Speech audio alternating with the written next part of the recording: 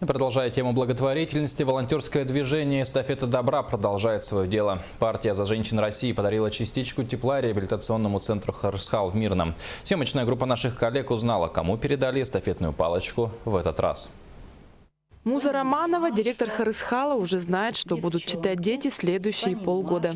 Мирнинское отделение партии «За женщин России» в рамках эстафеты добра подарили воспитанникам реабилитационного центра полугодовую подписку на детские журналы и газеты.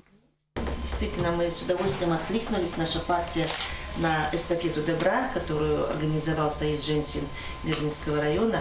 И я думаю, вот этот такой скромный наш вклад в добро, которое делаете вы своим коллективом.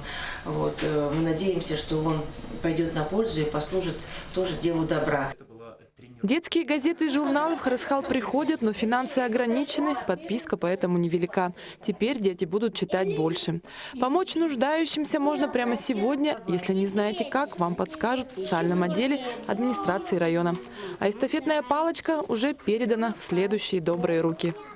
Мирнинское отделение политической партии «Народная партия «За женщин России» передает эстафету добра профсоюзу «Профалмаз». Администрация района, в свою очередь, ведет учет всех хороших дел. В конце этого года обещают создать буклет «Добрые эстафеты». Все участники мероприятия говорят, что дарить добро нетрудно и даже очень приятно.